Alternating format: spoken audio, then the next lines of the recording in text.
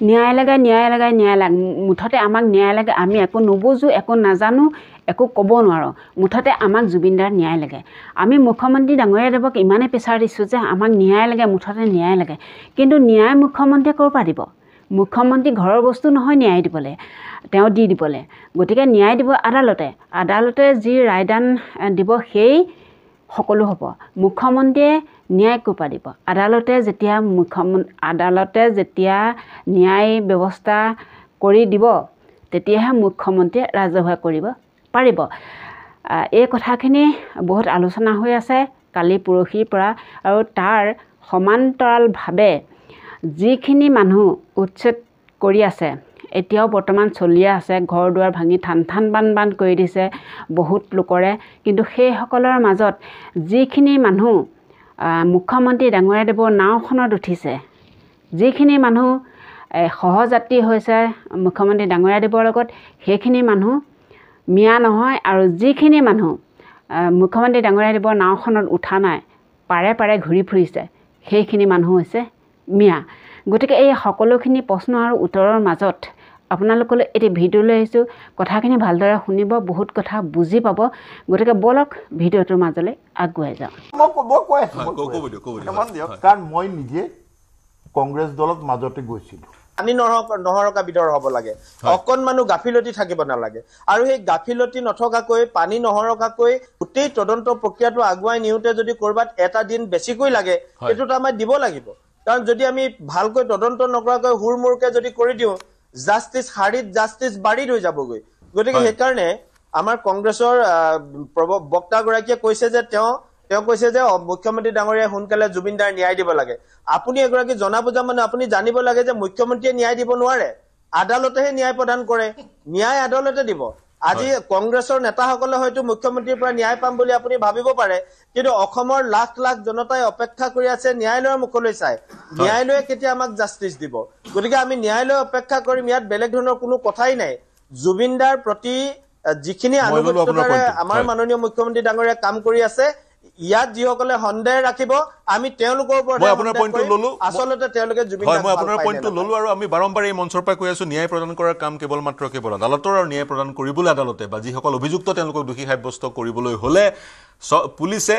SITয়ে এখন পানী নখৰকা তদন্ত কৰি এখন শক্তিশালী চাৰ্জশ্বিট দিব লাগিব যিহেতু কংগ্ৰেছৰ প্ৰসংগ উল্লেখ হৈছে মই AUDFৰ ওচৰলৈ যাম কিন্তু সংক্ষেপত ইমদাদ আপোনাৰ ওচৰলৈ আহিব বিচাৰিছোঁ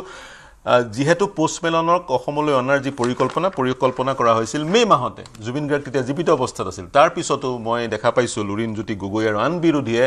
জুবিন গাৰ্গৰ মৃত্যুৰ ৰহস্য উদ্ঘাটন হোৱাৰ পূৰ্বে এনেধৰণৰ বিশাল বিনোদনধৰ্মী অনুষ্ঠান কৰাৰ প্ৰয়োজনীয়তা নাই বুলি ক'ব বিচাৰিছে কি মন্তব্য কৰিব আৰু সংক্ষেপত কিন্তু সাংস্কৃতিক বিনিময় হোৱাটো আমিও বিচাৰোঁ যে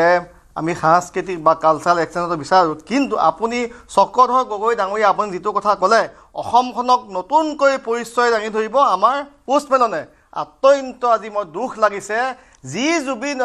65খন দেশত ইংৰাজী ভাষা চলে আৰু মাইকেল জেকসনে ইংৰাজী ভাষাত গান গাই বিশ্বৰ বৰেণ্য শিল্পী হৈছিলে আৰু মাত্ৰ 350 লাখ মানক প্ৰতিনিধিত্ব কৰি জুবিন দাই গীত গাই বিশ্বৰ ৰেকৰ্ড সৃষ্টি কৰিব আপুনি চাওক যে পোষ্টমেলনে যেনে আপুনি কৈছে নতুনকৈ পৰিচয় জুবিন দাই বা ডক্টৰ ভূপেন হাজৰিকাই যিনে পৰিচয় দাঙি ধৰিলে আৰু নতুনকৈ পৰিচয় দাঙি ধৰাৰ প্ৰয়োজন নাই আৰু এটা কথা ক'ব লাগিব যে ন্যায় ইনষ্টাগ্ৰামত চাগে কোটি ফলোৱাৰ্ছ আছে আজি তেওঁ যদি ইনষ্টাগ্ৰামত মই উদাহৰণ এটা দিছোঁ ইনষ্টাগ্ৰামত যদি তেওঁ যদি আজি লিখিব যে গুৱাহাটীত মই আজি অনুষ্ঠান পৰিৱেশন কৰিম গুৱাহাটীৰ নামটো তেওঁৰ ইনষ্টাগ্ৰামত উল্লেখ থাকিব য'ত কোটি ফলোৱাৰ্ছ আছে গতিকে গুৱাহাটীৰ নামটো অট'মেটিক স্বতঃস্ফূৰ্তভাৱে বিশ্ববাসীয়ে গম পাব হয় কিন্তু আমি কৈছোঁ হয় পোষ্টমেলনক মই বিৰোধিতা কৰা নাই কিন্তু আজি পোষ্টমেলনৰ গীত শুনি আজি অসমৰ ৰাইজে আনন্দ ফূৰ্তি কৰা পৰিৱেশ নাই আজি অসমৰ ৰাইজে কান্দিছে গৰিমা বৰাই এতিয়াও কান্দি আছে আজি এই ফূৰ্তি কৰা পৰিৱেশ নাই আজি 8 ডিচেম্বৰ আজি তেওঁলোকে চাৰ্জশ্বিট দিয়া কথা চাৰ্জশ্বিট নিদিলে আৰু চাক পোষ্টমেলনৰ আপুনি কৈছে যে পোষ্টমেলন আনিছে অন্য প্ৰাইভেট যদি অনুষ্ঠানে আনিছে মুখ্যমন্ত্ৰীয়ে বাৰে বাৰে পোষ্টমেলনক মন্তব্য কৰিছে অসমৰ ৰাইজে জানিব বিচাৰিছে যে পোষ্টমেলনৰ যি সংগীতানুষ্ঠান ইয়াৰ মূল উদ্যোক্তা কোন যেনেকৈ ইয়াৰ আগত এয়া ৰহমান আহোঁতে তাৰ্চেল মিত্ৰৰ জৰিয়তে আমাৰ তেওঁলোকে আৰু জুবিন দাস সিদ্ধাৰ্থ কালচাৰ প্ৰগ্ৰাম হৈছিলে আজি অসমৰ ৰাইজে জানিব বিচাৰিছে যে পোষ্টমেলনৰ অনুষ্ঠানটো কোনে পাতিছে মই এৰিব লাগিব আপোনাৰ মন্তব্য দেখিছো মই এবাৰ আপোনাক এৰিব লাগিব পোষ্টমেলন তেওঁলোকে পাতা নাই এবাৰ মুখ্যমন্ত্ৰী ডাঙৰীয়াই আজি অসমে জানিব বিচাৰিছে যে পোষ্টমেলনৰ উদ্যোক্তা কোন জনাৰ অৱকাশ আছে বা সেই দাবী আপুনি উত্থাপন কৰিছে কিন্তু পোষ্টমেলনে চাগৈ এতিয়া অনুষ্ঠান পৰিৱেশন কৰি আছে আৰু মই বহু দেৰি অপেক্ষা কৰি আছে ইউডিএফৰ ওচৰলৈ যাব বিচাৰিম মোৰ সৈতে সংযুক্ত হৈ আছে মেহদী হাছান খান আমি পোষ্টমেলনৰো কথা পাতি আছো তাৰ সমান্তৰালে সাম্প্ৰতিক ৰাজনৈতিক প্ৰেক্ষাপটৰ কথাও পাতি আছো নিৰ্বাচন সমাগত এআইইউডিএফ দলটোৰ মুৰব্বী বদৰুদ্দিন আজমলৰ বিৰুদ্ধে এটা অভিযোগ উত্থাপন হৈছিল যে আপাতত তেওঁ হিমন্ত বিশ্ব শৰ্মাৰ প্ৰশংসা কৰিছে বা সমৰ্থন কৰিছে বাতৰি শিৰোনাম দখল কৰিছিল কিদৰে আপুনি বিশ্লেষণ কৰে যিহেতু বিৰোধী মিত্ৰজোঁট কংগ্ৰেছৰ নেতৃত্বৰ বিৰোধী মিত্ৰজোঁটে এআইইউডিএফক অংশীদাৰিত্ব কৰা তেনেস্থলত আপোনালোকে এনডিএক স্বতঃস্ফূৰ্তভাৱে সমৰ্থন কৰাৰ এক পৰিৱেশৰ সূচনা হৈছে নেকি চাওক প্ৰথম কথাটো হ'ল যে আমি স্বাভাৱিকভাৱে বিজেপি বা এনডিএৰ বিৰোধী দল এতিয়া আপুনি ক'লে যে বদৰুদ্দিন আজমলে তেনেকৈ কৈছে আপোনাৰ তাত তেনেকুৱা কিবা আপুনি কৈছে এটা সংবাদ গোষ্ঠীয়ে বাতৰিটো পৰিৱেশন কৰিছে কিন্তু যিটো সংবাদ গোষ্ঠীয়ে বাতৰিটো পৰিৱেশন কৰিছে মই এতিয়া দুখ আৰু পৰিতাপৰ কথা ন্যূনতম যি সাংবাদিকতাৰ যি বেছিক এথিক্স সেই এথিক্সটোকো তেওঁলোকে ভায়োলেট কৰিছে আমাৰ দলৰ এগৰাকী নিলম্বিত বিধায়কৰ এক মন্তব্য যদি বদৰুদ্দিন আজমলৰ মন্তব্য বুলি তেওঁলোকে প্ৰকাশ কৰি তেওঁলোকে এটা বিশেষ ৰাজনৈতিক দলৰ এজেণ্ডাক প্ৰচাৰ কৰিব বিচাৰিছে আৰু আমাৰ দলক সেই প্ৰতিপন্ন কৰিব বিচাৰিছে একেবাৰে ক্লিয়াৰ কথা দ্বিতীয়তে আপোনালোকৰ চাৰিজন বিধায়ক অগমুখী হোৱাৰ যি এক বাতৰি শিৰোনাম দখল কৰিছে গতিকে আপোনালোকৰ বিধায়কসকলে দল ত্যাগ কৰিবলৈ কিয় বিচাৰিছে বা দল ত্যাগ কৰাৰ প্ৰৱণতা বৃদ্ধি কিয় হৈছে নহয় চাওক দল ত্যাগ কৰাৰ প্ৰৱণতা বৃদ্ধি হোৱা নাই আচলতে আপোনালোকে যিসকল বিধায়কৰ কথা কৈ আছে দুই এজন তেওঁলোক ইতিমধ্যে স্পষ্ট যে এইবাৰ আমি নিৰ্বাচনত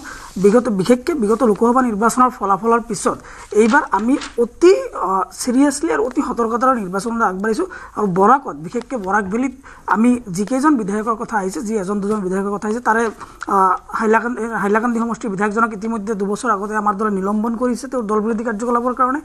আৰু বাকীটো আমি নাজানো বাকী দুই এজনৰ কথা যি আহিছে কিন্তু তেওঁলোকেও নিশ্চিত হৈছে যে এইবাৰ নিৰ্বাচনত দলে তেওঁলোকক প্ৰাৰ্থিত্ব নিদিয়ে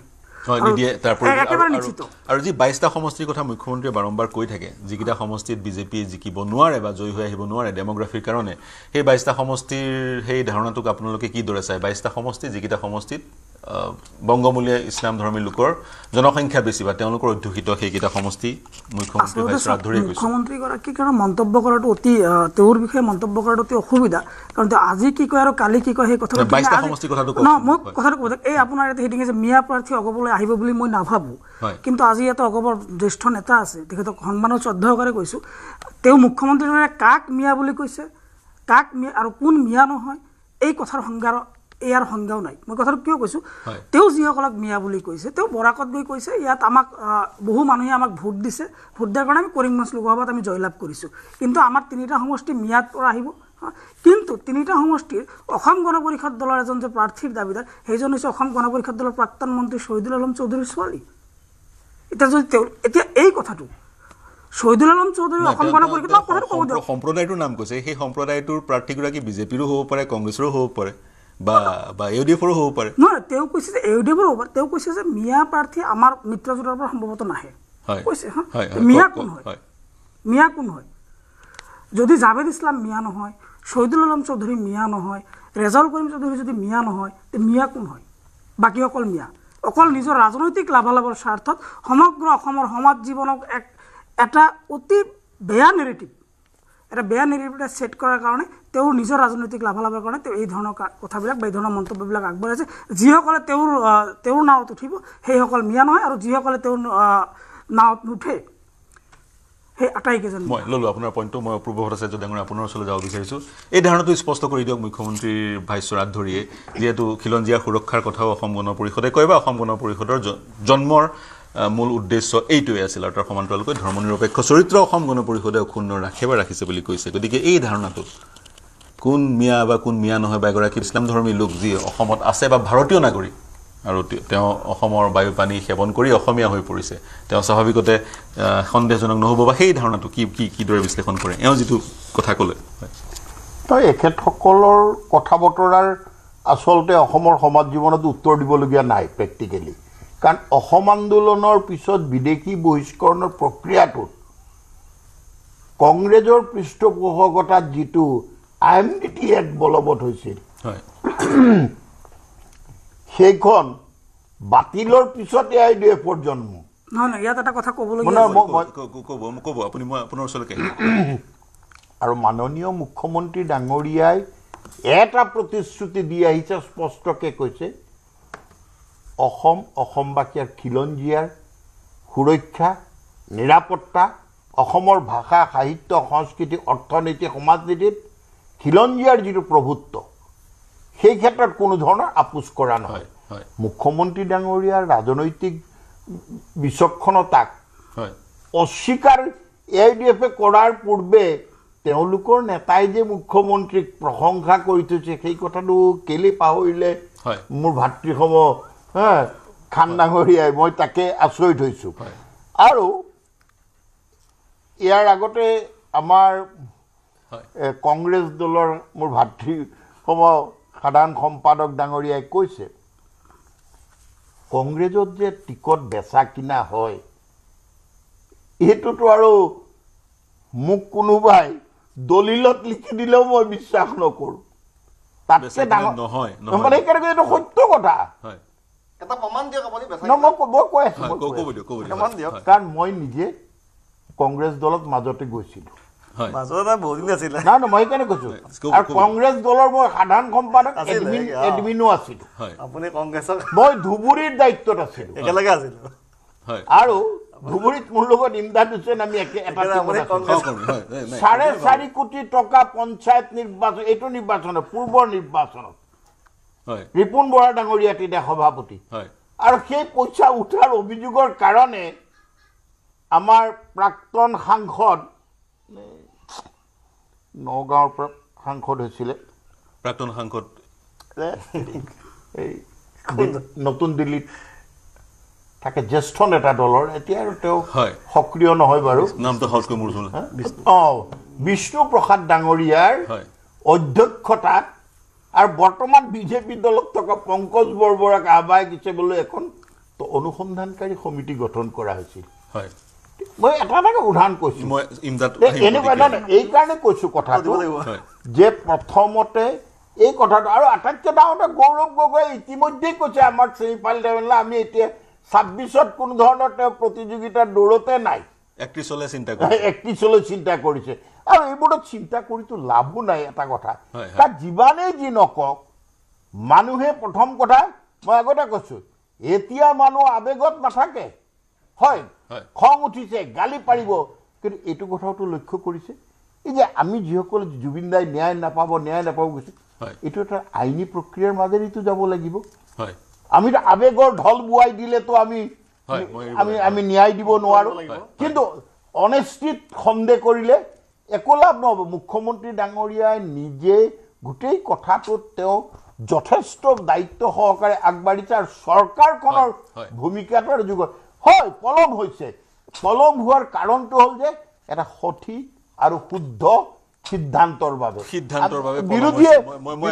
বিৰোধীতাই কৰিব এইটো স্বাভাৱিক দুগৰাকীও সংযুক্ত হৈছে বাহিৰৰ পৰা তেওঁলোকৰ ওচৰলৈ যাম কিন্তু সংক্ষেপত নহয় দাদাই যিটো কথা কৈছে যে IMDT আইন বাতিলৰ পিছত জন্ম হোৱা এটা দল এই কথাটো আচলতে বিভিন্নজনে কৈ থাকে কিন্তু মই কথাটো একেবাৰে ক্লিয়াৰ কৰি দিছোঁ সংক্ষিপ্তভাৱে আমাৰ দলটো IMDT আইন বাতিলৰ পিছৰ সময়ছোৱাত জন্ম হৈছে এই কথাটো সঁচা কিন্তু IMDT আইন বাতিলৰ কাৰণে যে আমাৰ দল জন্ম হৈছে এইটো কথা নহয় প্ৰকৃতাৰ্থত আমাৰ দলৰ যিখিনি মানুহক লৈ আমাৰ দল গঠন হৈছে এই মানুহখিনি আপোনাৰ যেনে বিভিন্ন সমস্যাৰে জৰ্জৰিত আৰু তেওঁলোকে দেশ স্বাধীন হোৱাৰ পিছৰে পৰা ভাৰতীয় জাতীয় কংগ্ৰেছ দলক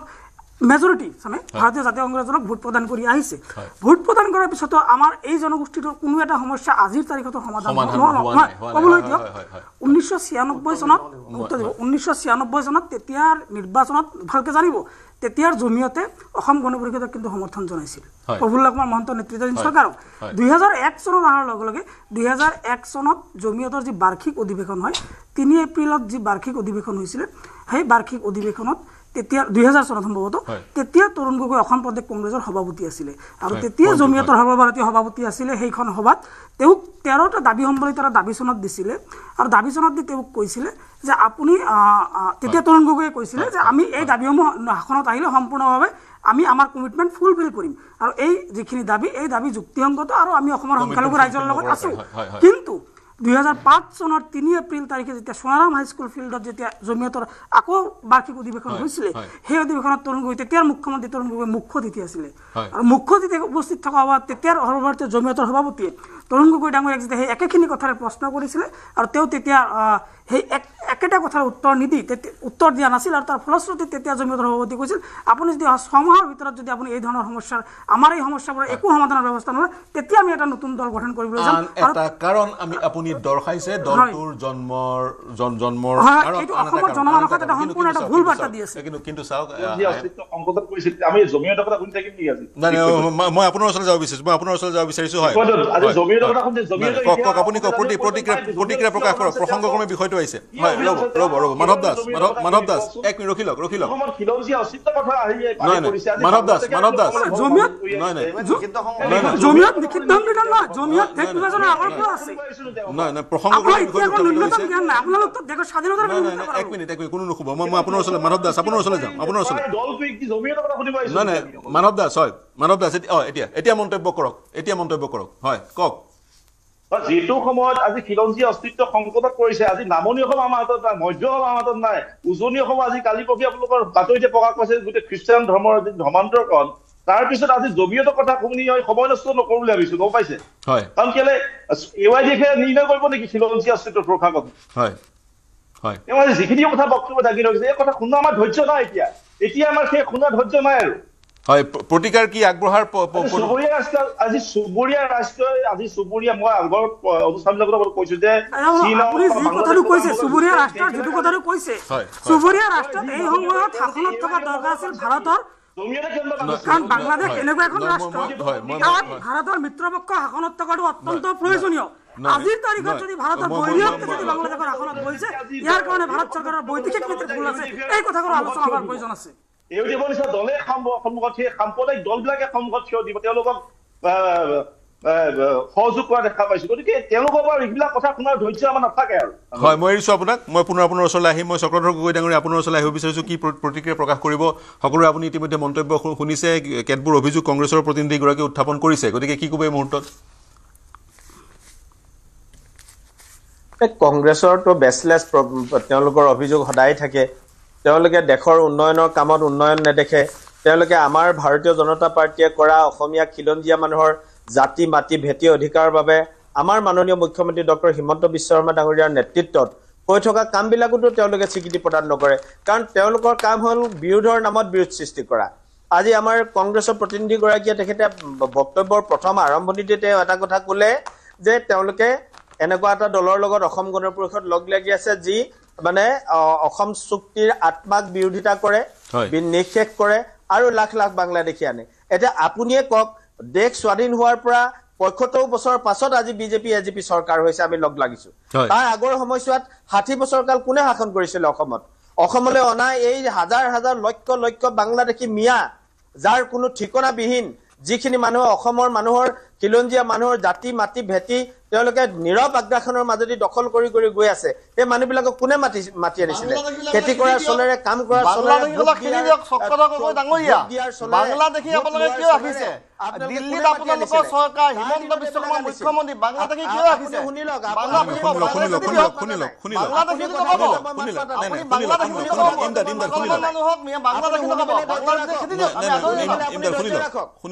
আপুনি শুনিবলৈ ধৈৰ্য ৰাখিছো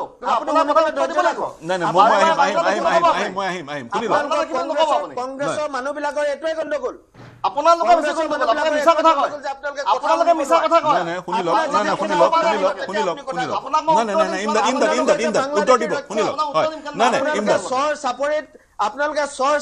আপোনালোকে বাংলাদেশী বিলাকক সংস্থাপন দিয়ে কাজিৰঙাত বাংলাদেশী কোনে ঘৰ বনাই দিছিল লকিবুল হুছেইন হুছেইনৰ দিনত ঘৰ বনাই দিছিল গড় মাৰিবলৈ যে আপোনালোকে অবাধভাৱে যে গড় নিধন কৰিবৰ কাৰণে এৰি দিছিলে বাংলাদেশী মিয়াবিলাকক তাৰ দিনত হৈছিল এইবিলাক মনত আছেনে নাই আপোনালোকৰ আৰু সেই আপোনালোকে অনা সেই বাংলাদেশী মিয়াবিলাকে এতিয়া নামনি অসমৰ পৰা উজনিলৈ তেওঁলোকে নীৰৱ আগ্ৰাসন কৰিছে যাৰ কাৰণে আজি আমি অসমীয়া জাতি সংকিত হ'ব লগা হৈছে সেইকাৰণে অসমৰ মাননীয় মুখ্যমন্ত্ৰী ডক্টৰ হিমন্ত বিশ্ব শৰ্মা ডাঙৰীয়াৰ এই অসম গণ পৰিষদ আৰু ইউপিপিএল বিজেপি চৰকাৰে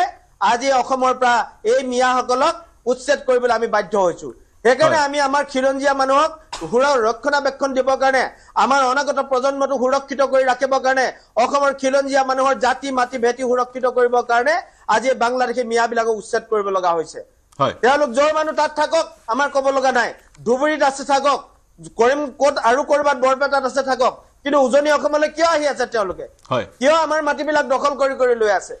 গতিকে এই কথাবিলাক আমি চাব লাগিব কাৰণ আমি ৰাজনীতি আজি আছে কালিলৈ নাই কোনোবা এমএলএ আছে কোনোবা মন্ত্ৰী আছে কিন্তু এই দেশ থাকিব লাগিব অসমীয়া জাতি থাকিব লাগিব গতিকে অসম আৰু অসমীয়াক বচাবৰ কাৰণে এজিপি বিজেপি ভাৰতীয় জনতা পাৰ্টি ললো আপোনাৰ পইণ্টটো হয় চক্ৰধৰ গগৈ ডাঙৰীয়া মই বিৰতিৰ সময় হৈছে আমি কংগ্ৰেছৰ পৰা দেশপ্ৰেমৰ পাঠ ল'ব লগা নাই আমি কংগ্ৰেছৰ পৰা দেশপ্ৰেমৰ পাঠ ল'ব লগা নাই আপোনালোকে দেশখন বিকিলে বিদেশীৰ হাতত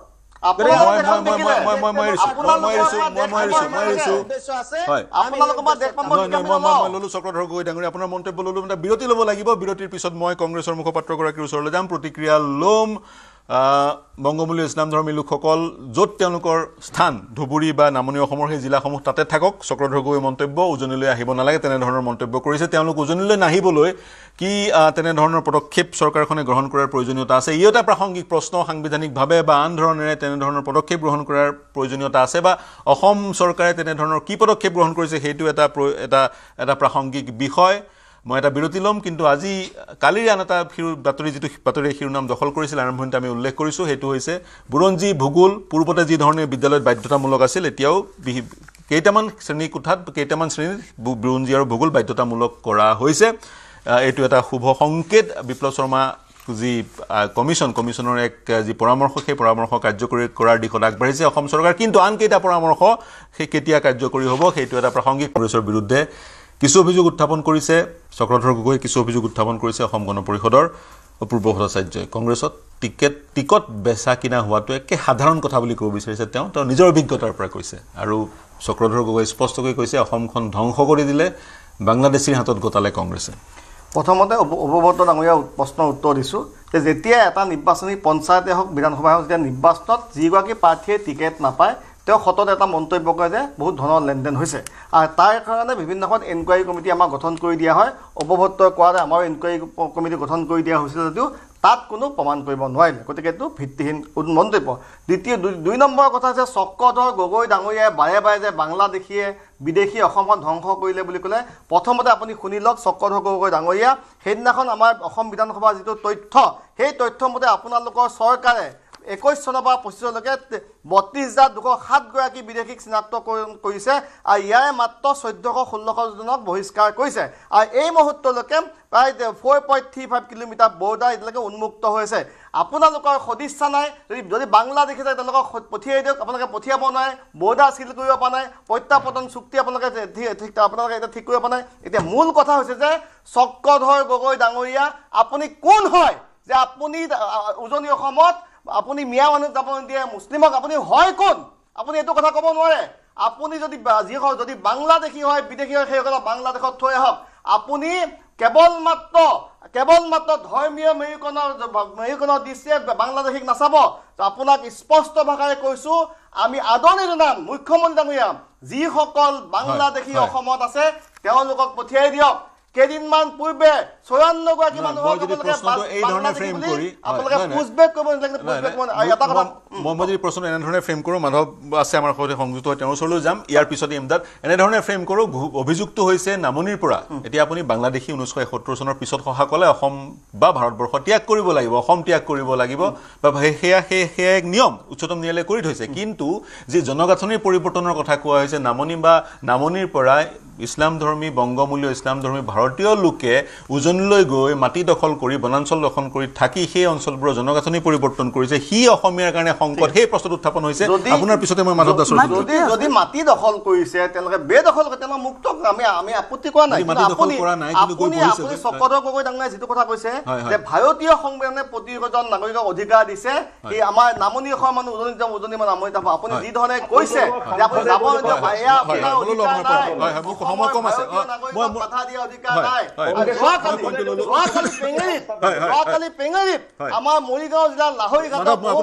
পেঙেৰিত আপোনালোকৰ কিছুমান ব্যক্তিয়ে তেওঁলোকক যি ধৰণে মাৰপিট কৰিছে বাংলাদেশী বুলি কৈ সেয়া কেতিয়াও সমৰ্থন নহয় আৰু সেইগৰাকী ব্যক্তিৰ ঘৰত মই গৈছিলো তেওঁ 1951 তেওঁ ভোটাৰ লিষ্টত তেওঁলোকৰ নাম আছে আচলতে এই কাৰ্যৰ বাবে নহয় অসমৰ মুখ্যমন্ত্ৰী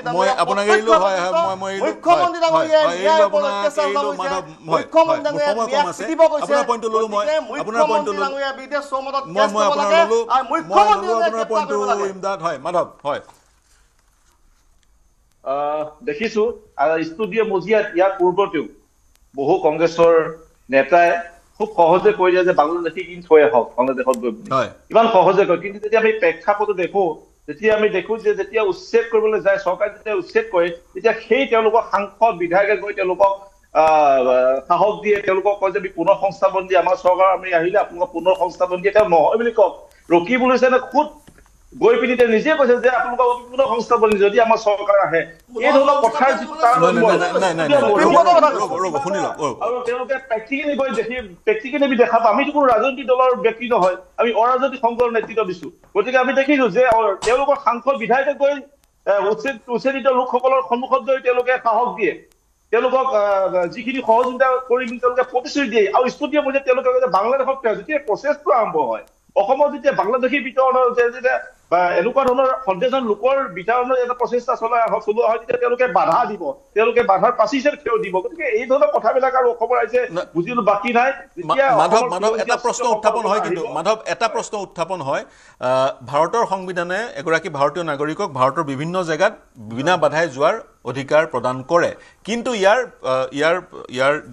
কিন্তু কিছু সংবিধানৰ কিছুমান বিধি আছে নিয়ম আছে যিবোৰ বিধিৰ যোগেদি সেই অঞ্চললৈ আন লোক যাব নোৱাৰে উদাহৰণস্বৰূপে বড়োলেণ্ড বা ষষ্ঠ অনুসূচিত অন্তৰ্ভুক্ত অঞ্চলসমূহ গতিকে যদিহে নামনিৰ ইছলামধৰ্মী লোকসকল বা ইছলামধৰ্মী বংগমূলীয় লোকসকল উজনিলৈ যাব নালাগে উজনিক তেনেদৰে সাংবিধানিকভাৱে সুৰক্ষিত কৰাৰ অৱকাশ নিশ্চয় আছে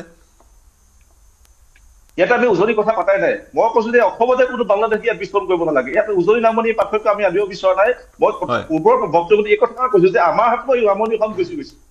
আমাৰ অসমৰ মধ্যখন গুচি গৈছে নগাঁও হোজাই আজি মৰিগাঁও আমাৰ হাতত গুচি গৈছে ক্ৰমান্বয়ে উজনি অসমলৈ ঢাপলি মেলিছে এতিয়া উজনি অসমৰ প্ৰসংগবিলাক আহি পৰিছে মই নিজে লখিমপুৰ জিলাৰ পৰা প্ৰতিনিধিত্ব কৰো মোৰ লখিমপুৰ জিলাতো এতিয়া সন্দেহজনক লোকৰ অৱস্থিতি ধৰা পৰিছে এটা উচ্ছেদ হৈছে বুলডোজাৰ চলিছে গতিকে এই বিষয়টোক এই প্ৰচেষ্টাটো যেতিয়া কংগ্ৰেছ ইউডিএফৰ নিচিনা দলবিলাকে যেতিয়া বাধা দিব চেষ্টা কৰিব ফিল্ডত গৈ বাধা দিব চেষ্টা কৰিব হয় মই আপোনাৰ মন্তব্যটো বুজিব বাকী নাই তেওঁলোক আজি তেওঁলোক আই অসমীয়া লোক কিমান চিন্তিত আজি তেওঁলোকে ৰাজনীতি কৰিছে ক্ষমতা দখলৰ কাৰণে ৰাজনীতি কৰিব কথা হ'ল কি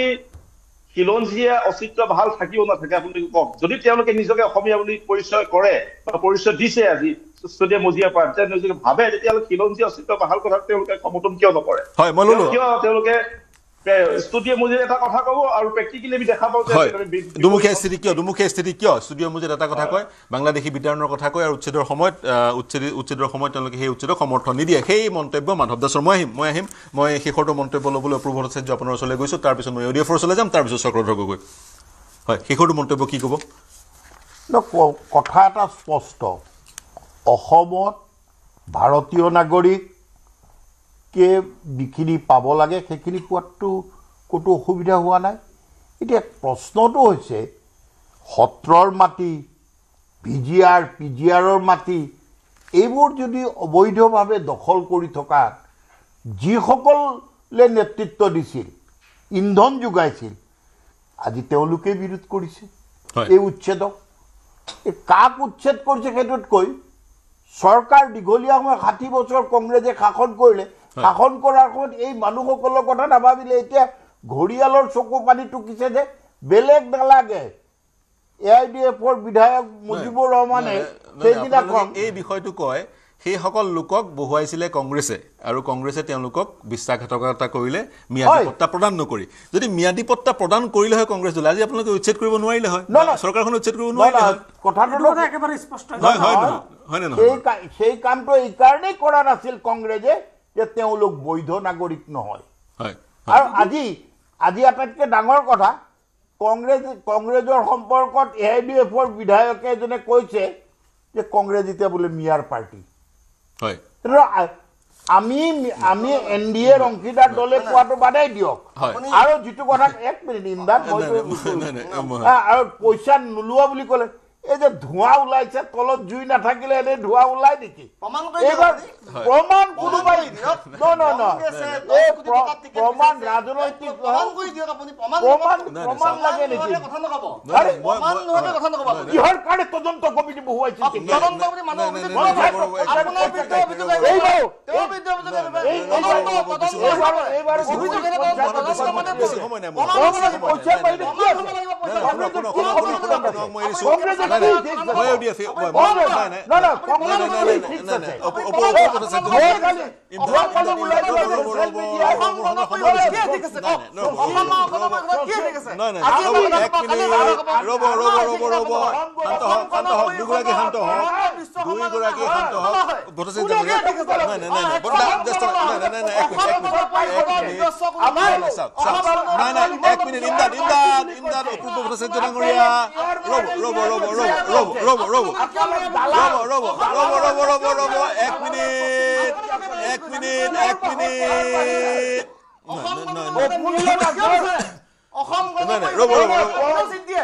কংগ্ৰেছৰ যোৱা প্ৰফুল্লতা আছে কি কৈছে সেইটোৰ উত্তৰ দিয়ক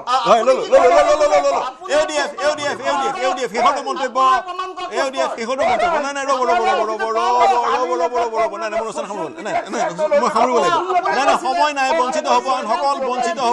আন সকল বঞ্চিত হ'ব ইমদাদ হুছেইন AUDF হয় চাওক এই সমগ্ৰ প্ৰক্ৰিয়াটোত যিটো কথা এতিয়া উত্থাপিত হৈছে যে অসমৰ যিসকল সংখ্যালঘু লোক বা তেওঁলোকে উজনি অসমলৈ কিয় যাব এতিয়া প্ৰথম কথা সন্মানীয় অসম বিধানসভাৰ সদস্য এগৰাকী আপোনাৰ এই মঞ্চৰ পৰা প্ৰশ্ন উত্থাপন কৰিছে তেখেতক মই সুধিব বিচাৰিছোঁ তেওঁলোক ভাৰতীয় নাগৰিক হয় নে নহয় আৰু প্ৰাসংগিকক্ৰমে উচ্ছেদৰ কথাটো আনিছে তেওঁৰ চৰকাৰে উচ্ছেদিত লোকসকলক অসমৰ বিভিন্ন প্ৰান্তত তেওঁলোকে পুনৰ সংস্থাপন দিছে তেওঁলোকক যদি ভাৰতীয় নাগৰিক নহয় তেওঁলোকক কিয় পুনৰ সংস্থাপন প্ৰদান কৰিলে একেদৰে পুনৰ সংস্থাপন প্ৰদান কৰিছে যদি আপোনালোকে ভাল পাব লাগে উচ্ছেদিত লোক তেওঁলোকে যদি অবৈধভাৱে বন জংঘল দখল কৰিছিল তেওঁলোকে তাৰ পৰা আঁতৰাই আমি তাৰ কথা দাবী জনাই আছো ভূমিহীন নাগৰিকসকলক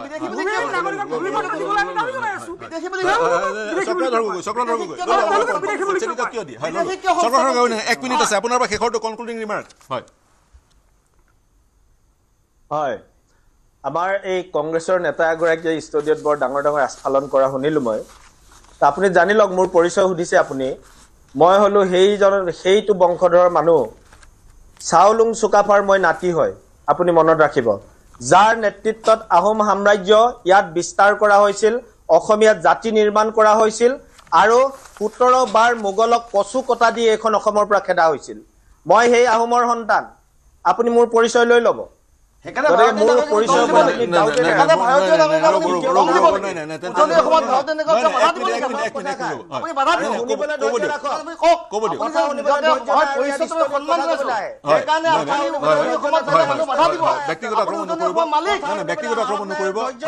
ধৈৰ্য নথকা মানুহ কিয় কথা শুনিবলৈ যদি সাহস নাথাকে অনুষ্ঠান সামৰিব লাগিব হয় উত্তৰ দিব আপুনি ক'লে 32,000 আমাৰ কাৰ্যকালত আমাৰ শাসন কালত 32,000 বিদেশী চিনাক্ত কৰা বুলি আপুনি নিজে কয় 60 বছৰত কিমান কৰিলে সেইটো হিচাপ দিয়ক গগৈ ডাঙৰীয়া